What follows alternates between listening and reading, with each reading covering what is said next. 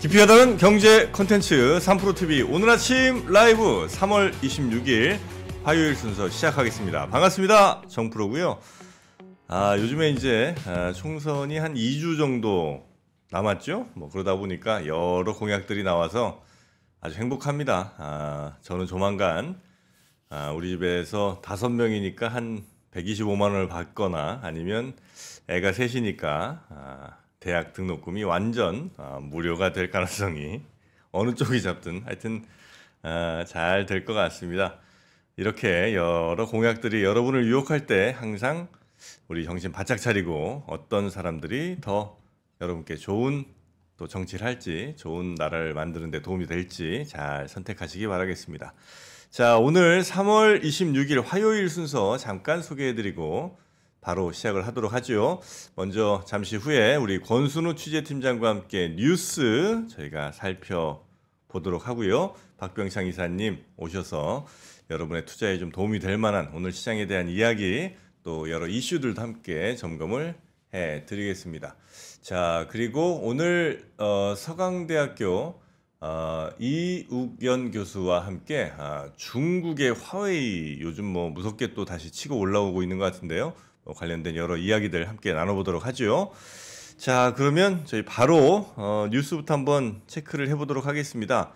우리 권순우 취재팀장 나와 계시죠? 예, 안녕하세요. 3프로TV 권순우 취재팀장입니다. 네, 반갑습니다. 예, 뉴욕 증시 마감 사항부터 한번 살펴보겠습니다. 네. 다우존스 지수는 마이너스 0.41% 하락했고요. 네. 나스닥도 0.27% 하락했습니다. S&P 500도 0.31% 하락했는데요. 이게 사실 매크로하게 주요한 변수들은 별로 없었습니다. 근데 어제 제가 그 중국에서 미국의 AMD나 인텔의 PC와 서버를 제재한다 관련한 뉴스를 좀 전해드렸었는데 네. 그 부분이 좀 그 영향을 좀 미쳤습니다. 그러면서 그 인텔 주가가 거의 2% 가까이 하락을 했고요. AMD 주가도 0.5%를 하락했습니다. 여기에 더해서 유럽연합이 이제 애플, 알파벳, 메타 같은 플랫폼 기업 대상으로 해서 DMA라고 디지털 시장법 위반 여부에 대한 조사를 좀 진행을 하겠다라는 네. 얘기가 나오면서 기술 기업들이 전반적으로 좀 안 좋았습니다. 근데 최근 장세를 살펴보시면은 AI, 테크, 반도체 이런 쪽이 많이 좀 올랐었잖아요. 근데 이런 쪽에서 규제 소식이 전해지면서 좀 주가가 좀 약한 모습을 좀 보였고 그러다 보니까 전반적으로 시장이 조금 이렇게 눌리는 그런 모습을 좀 어제 나타냈습니다. 이제 뉴스부터 전해드리겠습니다. 요즘에 아까 좀 전에 그 정치가 얼마 안 남았다 얘기를 좀 해주셨잖아요. 총선이 얼마 안 남았다. 네네. 그러면서 되게 다양한 얘기가 나오고 있었는데 어제 그제 그 정도쯤에는 물가가 제일 중요한 정치적 화두가 아니었나 싶은 생각이 좀 들어요. 근데 그만큼 우리들이 체감하는 물가가 많이 올랐다는 생각이 좀 많이 드는데 이 와중에 그 대형마트 업계 1위인 이마트가 창사 31년 만에 첫 희망퇴직을 단행을 하게 됐습니다. 근데 여기가 그 처음에는 그 올해 초에 폐점을 앞둔 상봉점하고 네. 천안의 펜타포트점 직원을 상대로 희망퇴직을 접수를 하기 시작했습니다. 네. 그러니까 대형마트가 하나 이렇게 문을 닫게 되면은 거기서 근무하셨던 분들에 대한 희망퇴직은 어느 정도야 다른 쪽에서 수용을 할 수 있겠지만 네. 희망퇴직을 좀 할 수도 있잖아요. 네. 근데 그런 게 안 하고 전사적으로 이 희망퇴직 대상을 확대를 한 겁니다. 이마트 전체에서? 예. 네. 그래서 점포별로 한 적은 있었는데 전사적으로 희망퇴직을 받게 된 거는 1993년 설립된 이후에 31년 만에 처음입니다. 이마트 처음 생기고 처음이에요? 예. 와, 93년 30년 전에? 예. 대형마트 언제쯤으로 기억나십니까? 그때쯤인 것 같아요. 90한 3, 4년쯤에 저 까르푸 이게 이제 처음 생긴 걸로 기억나거든요. 네, 까르푸가 그때 생겨갖고 그때 난리였죠. 와, 도대체 뭐야? 슈퍼마켓인데 막 물건을 창고처럼 쌓아놓고 저걸 판다니? 이런 게 이제 막 그때 이슈가 좀 됐었던 것 같습니다. 예, 전 어렸을 때 저희 부모님이 슈퍼마켓을 하셨었거든요. 아, 그래요? 예, 그랬는데 막 마트 생겨가지고. 그때 공포가 크셨겠네. 결국은 문 닫았습니다. 또 이렇게 또 슬픈 그래요? 예.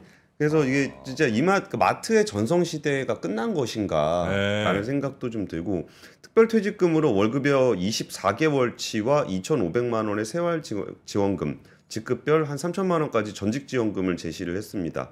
그럼 대충 합쳐보면은 이제 월급이 24개월치니까 2년치 연봉에다가 한 5천만 원 정도 더해주는 그런 네, 희망퇴직금을 주기로 했습니다. 대략 뭐 한 2억 뭐 이쪽 저쪽쯤 되겠네요, 그죠? 예, 예. 그러니까 이마트의 영업이익은 2021년 이후에 우하향 그래프를 그렸는데요. 사실 이마트가 실적이 좀 안 좋기는 한데 네. 그 마트 본진에서 실적이 안 좋아진 건 그렇게 오래되진 않았어요. 네. 근데 뭐 그 마트 본진까지 좀 실적이 좀 안 좋아졌고 계열사인 그 신세계 건설 쪽에서 좀 대형 그 PF 관련한 그런 부실들이 좀 나타나게 되면서 그 지난해에는 연결 기준으로는 사상 처음으로 영업 손실을 좀 기록을 했습니다. 네. 여기에 더해서 최근에 그 쿠팡에게도 많이 좀 밀려 있어서 뭐 뭐 쿠팡이랑 싸우는 데는 한두 군데가 아닌데 네. 뭐 CJ그룹하고도 많이 싸우고 신세계그룹도 좀 쿠팡과의 관계에서 좀 불편한 관계가 유지되고 있는 데다가 알리테무 같은 온라인 플랫폼까지 이마트를 위협하고 있는 상황입니다. 이마트 같은 데서는 아마 요즘에는 대부분 아마 소비자들이 뭐 신선식품 정도는 좀 이게 사실 수 있고 뭐 식품 뭐 이런 정도는 아마 사셔도 예, 예. 거기서 예전에 진짜 뭐 이것저것 다 엄청 많이 팔았잖아요. 뭐 그쵸. 식기부터 뭐 생활용품, 뭐 의류 뭐 등등해서 다 팔았었는데 그거는 아마 이마트 가서 사시는 분들이 거의 없을 거예요 아마 별로. 그럼 어디서 살까요? 알리 쿠팡, 온라인에서 온라인에서. 네, 많이들 사시죠. 네네. 네, 잠시만요. 네. 그래서 아마 컴퓨터가 멈췄습니다. 네, 많은 분들이 네. 이제 마트 가서 막 이렇게 큰 카트에다가 뭐 이렇게 담아오시고 이런 게 꽤 몇 년 이미 좀 지난 일이 되지 않았나 하는 예, 생각이 예. 좀 들긴 합니다. 예, 그러면서 이 상황에 대해서 한채양 이마트 대표는 새로운 도약을 위한 이번 조치를 너그러운 마음으로 이해해 주기를 간곡히 부탁드린다라고 얘기했는데 누가 누구한테 너그러우라는 얘기인지 잘 모르겠습니다. 직원분들이 어쨌든 제일 좀 뭐 안타까우실 테니까 그분들이 좀 회사를 용서해달라 뭐 이런 거 아닐까요? 그런 건데 네. 그분들이 너그러워야 하는 건지 아, 지금 제일 너그럽게 오히려 이 부분은 여기서 서울경제신문 보도에 보면은 소영구 숙명여대 경영학부 교수님의 인터뷰 내용이 들어가 있는데 뭐 오프라인 소매업의 종말 전조 현상이 나타나고 있다. 네. 뭐 이커머스의 위협이 있다.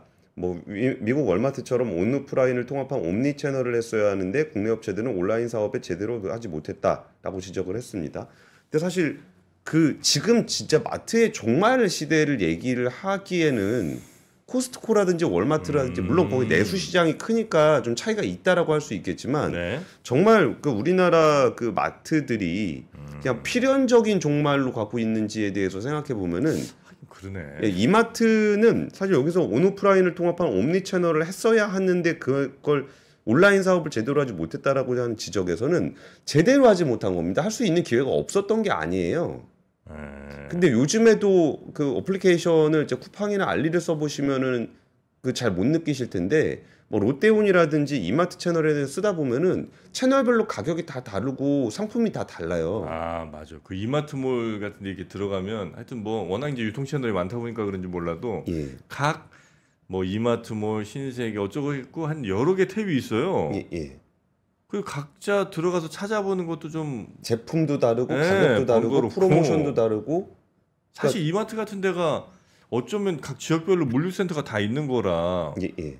온라인으로 전환했을 때 가장 경쟁력 있을 수 있는 업체이기도 한 거잖아요. 그러니까 그 부분에 대해서 지금 직원들한테 희망퇴직을 요구를 하고 있는 거잖아요. 네.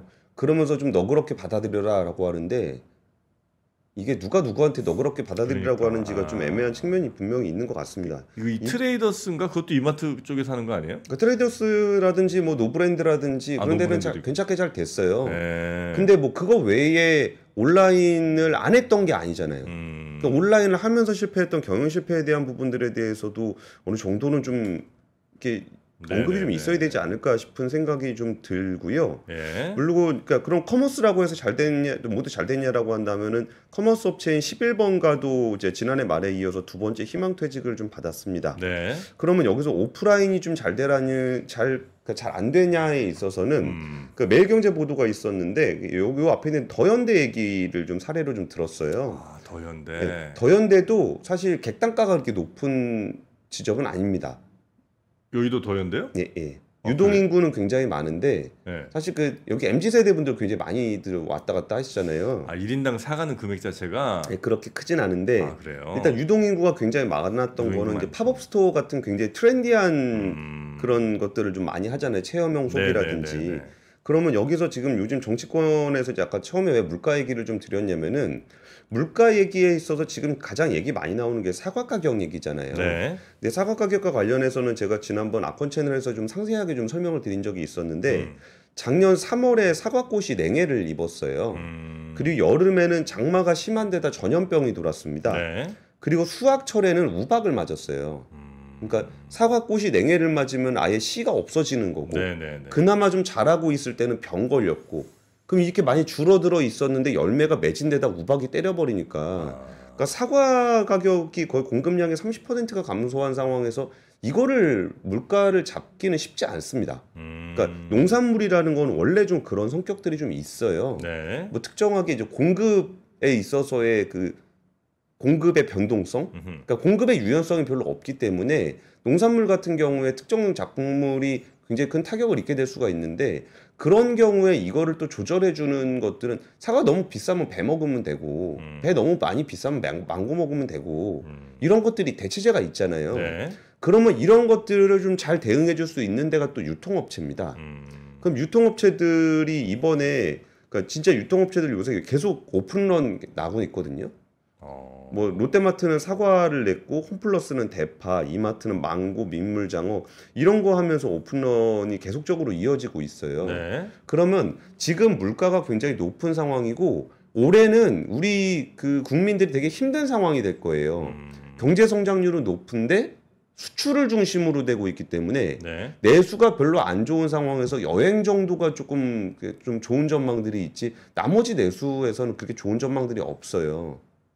그럼 내수에서 생활하는 국민들 입장에서는 물가는 높은 상황에서 내 주머니는 안 들어오고 심지어 남의 주머니는 차는 모습을 봐야 될 거예요. 아 올해 경제 성장률이 그래도 괜찮을 걸로 예상되고 있군요. 괜찮을 거. 그러니까 작년보다는 괜찮을 걸로 예상이 되는데 근데 수출 기업에 집중된다는 수출 기업에 거죠? 집중이 되기 때문에 남 좋은 모습만 보면 더 열받잖아요. 네. 그런 상황이 있을 때 그러면 진짜 유통업체의 대형마트에다 우리가 기대하는 것은 무엇일까?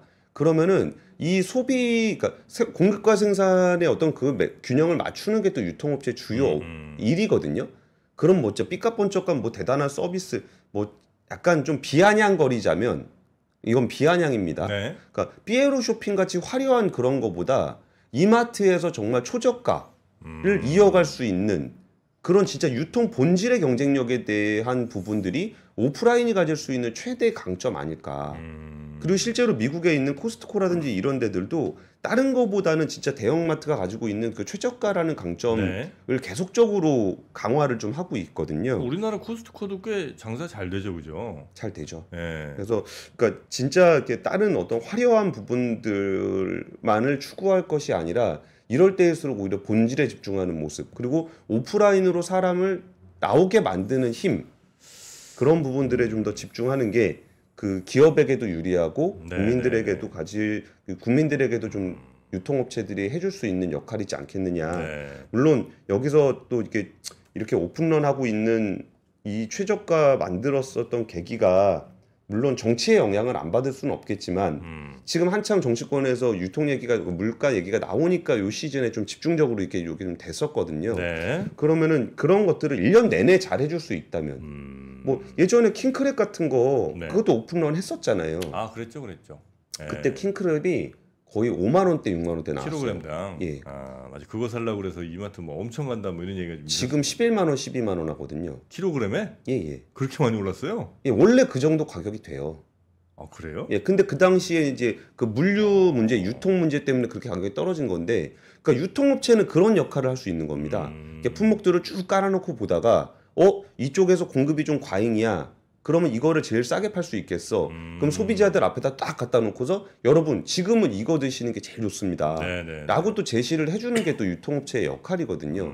그러면은 뭐 유통업체 입장에서는 싸게 갖고 왔으니까 마진을 네. 높게 받을 수 있으니까 좋고 소비자 입장에서는 원래 먹던 건 좀 비싸서 딴 거 없나? 라고 생각이 들 때 대안을 받을 수 있어서 좋고 이런 부분들이 유통업체가 좀 진짜 본질적으로 성장할 수 있는 그런 그 네. 부분이 아닐까 싶습니다. 그러네요. 어떻게든 물론 이제 오프라인의 비중이 당연히 온라인에게 많이 뺏긴 거야 뭐 어쩔 수 없는 일이긴 하겠으나 그래도 꽤 많은 또 오프라인의 사업자들이 뭐 각종 전략을 통해서 이렇게 규모를 또 키워가듯이 이마트도 좀 그런 것들을 했었으면 좋았을 텐데 그런 걸 좀 많이 놓친 거 아닌가 뭐 이런 아마 아쉬움들을 많이 갖고 있는 것 같습니다.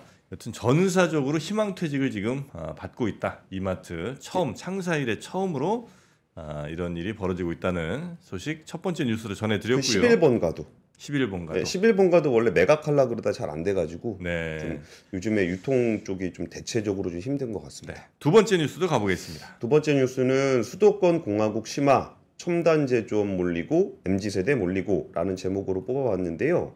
우리나라 사회의 구조적인 문제를 보면 저출산 고령화 저성장이 있잖아요. 네. 근데 저출산 고령화 저성장은 우리가 체감하는 것보다 그리고 수치로 나타나는 것보다 훨씬 더 심하게 나타날 것 같습니다. 네. 왜 이렇게 말씀을 드리냐면 우리가 수치로 주로 볼 때는 이거를 전국을 기준으로 합니다. 네. 그리고 저출산 고령화도 전국을 기준으로 우리가 생각을 해요. 근데 수도권은 상대적으로 그 수치가 훨씬 더 낮게, 그러니까 그 덜 심하고 지역은 훨씬 더 빠르고 심각하게 저출산 고령화가 저성장이 나타나고 있다라는 얘기를 좀 드리려고 하는 건데요. 네. 서울, 경기, 인천을 제외한 비수도권의 지역 경제 성장 기여도가 30% 밑으로 추락했다라는 연구 결과가 나왔습니다. 네. 그러니까 우리나라 전체 GDP의 70%를 서울, 경기, 인천에서만 하고 있다는 거예요. 나머지 지역 다 합친 게 30%밖에 안 된다는 겁니다. 네. 한국은행이 생산소득 소비 측면에서 본 지역경제 현황 보고서를 발표를 했는데요. 지역경제의 성과를 2001년에서 2014년, 2005년에서 2022년으로 나눠서 비교평가했습니다. 네. 근데 여기서 진짜 우리나라 경제 성장이 얼마나 빠르게 이루어졌는지를 저도 새삼스럽게 느꼈던 게 2000년대 초반, 그러니까 2001년, 2002년, 2003년 요때 한참 월드컵 할 때 있잖아요. 네네. 그때 우리나라 1인당 GDP가 한 15,000불, 16,000불 이랬었어요. 지금 3만 불 넘죠. 네. 3만 한 3천쯤 되는 것 같습니다. 그러니까 우리나라가 그때 우리 정프로님 그때 생각하시면은 그때보다 2배 이상 우리나라가 잘 살게 됐다라는 게 체감이 되시나요? 아, 2배가 되는군요. 예, 예. 2배까지는 안 되는 것 같은데. 그렇죠. 그때도 그냥 그럭저럭 잘 살았던 것 같은데 네. 그렇게 우리나라가 정말 그 사이에 이제 중국의 성장과 함께 우리나라가 굉장히 빨리 발전을 했거든요. 그러면은 여기서 그 같은 기간 동안, 그러니까 2001년에서 2015년, 네. 그리고 2015년에서 2022년입니다. 그럼 요 기간 동안의 국내 총생산 기여도가 그 당시만 하더라도, 그러니까 2015년 이전까지만 하더라도 51%였어요. 네. 그런데 이게 2015년에서 2022년 사이에는 70%로 늘어난 겁니다. 그러니까 수도권 쏠림이 얼마나 급격하게 일어났는지를 좀 느껴볼 수가 있고요. 그러면서 비수도권의 기여도는 48%에서 29.9%로 18.1%포인트가 하락했습니다. 거의 네. 반토막이 난 거죠. 그리고 그 같은 기간에 한국의 성장률이 연평균 4.2에서 2.5%로 1.7%포인트가 하락을 했는데 여기서 하락한 포인트가 서울 경기 지역, 그러니까 서울 지역은 0.6%포인트가 하락했습니다. 네. 그러니까 경제 성장률이 4.2에서 2.5로 1.7%포인트 떨어지는 동안 서울은 0.6%포인트만 떨어졌습니다. 근데 경북의 경제 성장률은 4.8%에서 0.1%로 떨어졌습니다. 네. 울산은 2.8%에서 마이너스 0.6%로 역성장을 했습니다. 그러니까 지금 경제 성장률이 좀 낮아졌다라는 그 저성장의 여파는 네. 진짜 수도권도 좀 저성장으로 갔지만 네. 지역은 아예 역성장까지 가고 있는 그런 상황이 돼 있고요. 근데 이 문제가 앞으로도 더 심화될 가능성이 있는 게 네. 그동안 그러면 지역 비수도권의 경제 성장을 이끌었던 산업과 수출처가 자동차, 화학, 기계 산업 등이 포진해 있고 중국으로의 수출이 좀 많았던 품목들입니다. 네, 네. 그리고 수도권에는 반도체, 바이오 같은 성장 기업이면서 서구권에 수출하는 품목들이 좀 더 요새 나타나고 있는 그런 품목들이라 여기서 좀 더 차이가 좀 많이 날 것으로 좀 예상이 좀 되고요. 그리고 여기서 또 거주에 관련한 통계청 통계가 어제 같이 나왔거든요. 네. 그 MZ 세대는 1980년생부터 95년생까지입니다. 80년생부터 2005년생까지. 25년 정도예요. 예, 예. MZ가. 예. 아, 그 저는 MZ 세대입니다, 정프로님. 이거 MZ를 뭐 이렇게 근데 뭐 세대를 이렇게 너무 넓게 잡는 거 아니에요? 그러니까 어쨌든 통계청이 인정한 MZ 세대. 아, 그래요? 예, 정프로님은 약 X 세대시고요. 80년부터 MZ라 이거죠? 예. 네. X 세대는 64에서 79까지. 에이, 64는 우리 안 봤죠. 아, 그래요? 64까지는 우리는 안 봤습니다. 아, 네, 우리도 한 72, 요 예. 정도부터 봤습니다. X세대 안 돼. 64가 어떻게 X세대야? 거기는 저기 그럼 밀레니얼 세대, 저 베이비붐 세대라고 봐야 586세대 될까요? 뭐 이렇게 가야죠, 거기는. 아, 네. 알겠습니다. 그 M 세대의 수도권 거주 비율이 50.8%로 아닙니다. 54.9%로 네. 수도권 거주 비율이 M 세대가 제일 높았습니다.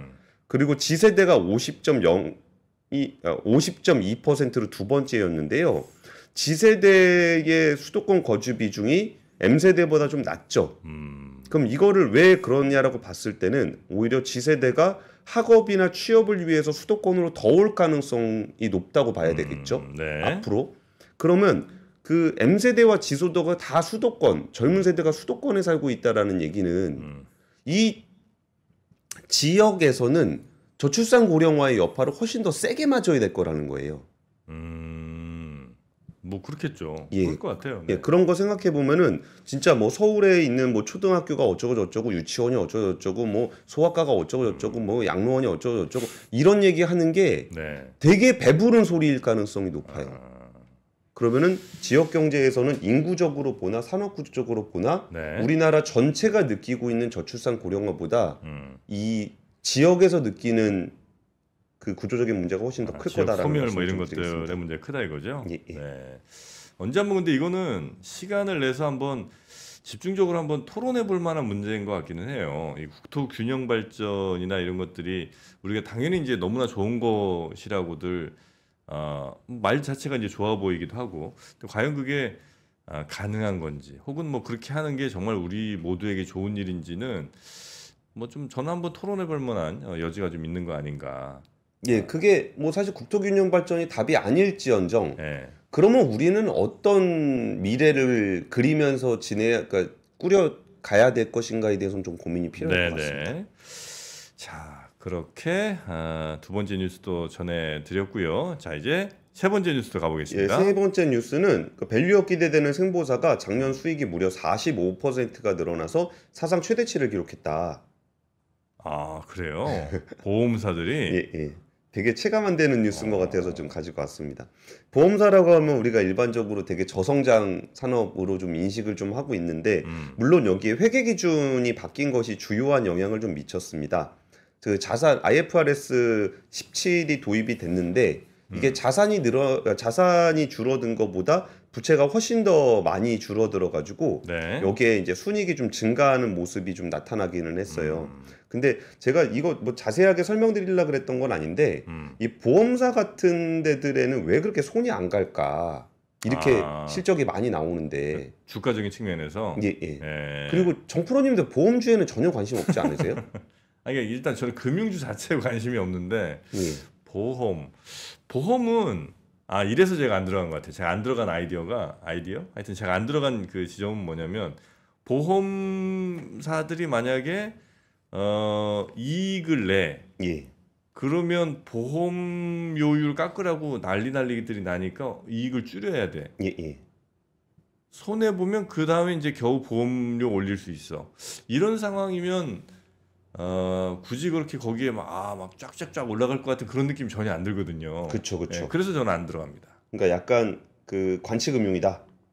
관직까지는 아니지만 예. 여튼 하여튼 많이 남길 수 없는 사업이라고 생각했는데 많이 남겼네. 그렇죠. 그러니까 여기서 그 보험 산업의 성장률에 대해서 이게 좀 내용이 좀 어려워가지고 네. 요즘에 그 IFRS 17 내고서 보험업에서 제일 큰 화두는 신계약 쪽이거든요. 그러니까 신계약을 어떻게 분석하는 것이 좋겠다 뭐 이런 얘기들 좀 많이 있는데 그런 부분을 좀 이제 보험을 자세하게 보시는 분들은 좀 보셔도 될 것 같고 네. 그렇지 않다라고 한다 그러면은 왜 보험업이 밸류업에 대한 기대를 받았는가라고 하면은 아까 정부론처럼 쭉쭉 갈 것 같지 않아라는 산업은 네. 법만큼 좀 많이 줘야 돼요. 그렇죠. 네. 네. 그러면서 얼마를 줄 수 있는지에 대한 안정성들이 좀 더해지면은 그러면 여기서 뭐 쭉쭉 갈 거라고 기대하시는 분들은 좀 기술주라든지 뭐 기술주라든지 뭐 이런 데를 좀 보시더라도 나는 그런 거보다 그냥 회사가 따박따박 성장하고 매년 좀 은행이자 이상으로 나한테 좀 줬으면 좋겠어.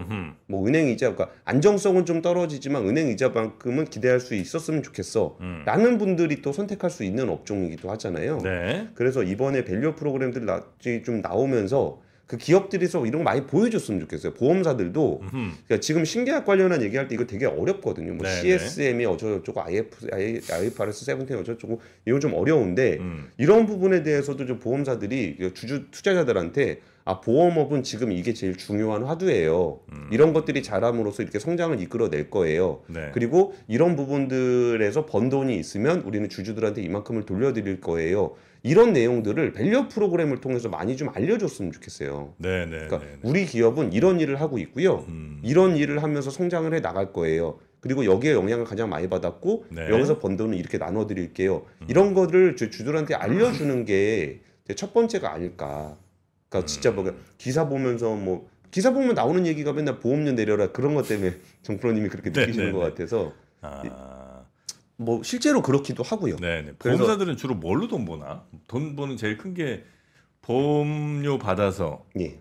그 이제 보험금 줄 때까지 그 기간 동안 갖고 있는 돈으로 여러 뭐 투자라든지 이런 거 해갖고 돈 버는 이게 이제 제일 큰 건가요? 그러니까 2차 마진, 4차 마진 뭐 그런 얘기 하는데 네. 그러니까 2차 마진 같은 경우는 말씀대로 이제 이익, 그러니까 네. 줘야 되는 돈과 굴려서 얻은 돈하고의 차이. 네. 그래서 4차 마진은 보험금 내줘야 되는 거하고 보험료 받은 거. 네. 뭐 이런 것들을 더해가지고 내는데 생각보다 내용이 조금 복잡하기는 합니다. 네. 근데 네. 이거를 진짜 완전히 쫙 내려가지고 보면은 이런 지표 정도 보면은 대충 알 수 있겠다라는 네. 것들이 좀 있어서 근데 여기는 좀 나중에 기회가 된다면 보험업은 어떻게 돈을 버는가 특집 한번 이게 준비하겠습니다. 이제 저는 예. 맞다. 제가 이제 보험을 안 들잖아요. 맞아. 그러니 보험사를 별로 안 좋아하시죠. 보험을 제가 안 들잖아요. 그러니까 참 어리석은 거긴 한데 뭔가 이렇게 느낌 자체가 그냥 내 돈을 가져다가 나중에 나한테 크게 이렇게 돌려준다고 하는데 그러면 어떻게 저 많은 사람들 다 고용하고 저 많은 빌딩들 지으면서 저렇게 돈을 저 회사는 벌까? 말이 안 된다. 이게 어렸을 때 이제 가졌던 생각이에요. 그때부터 이제 보험을 잘 안 가입했단 말이죠. 그러다가 이제 뭐 이렇게 주변에서 뭐 예전엔 그랬죠. 요즘은 안 그럴 일 없지만 막 뭐 가입했는데 막 준다고 그랬는데 알고 보니까 뭐 번호가 뭐 이게 틀려갖고 안 주고 뭐 이런 경우들이 과거에 좀 많았잖아요. 그러면서 신뢰가 좀 떨어지고 이러면서 이제 보험을 안 가입했었는데 이제는 좋은 보험 상품이 있으면 저도 한번 좀 가입을 고민을 해보겠습니다. 좋은 보험 설계 상담사분들 계시면 연락 주시기 바랍니다. 자, 그러면 오늘 뉴스는 이 정도 정리할까요? 예. 네, 그러면 내일 아침에 다시 권순우 CA 팀장님 모시고요. 바로 우리 박병창 이사님 모시도록 하겠습니다. 권 팀장님 고생 많으셨습니다. 예, 감사합니다. 고맙습니다.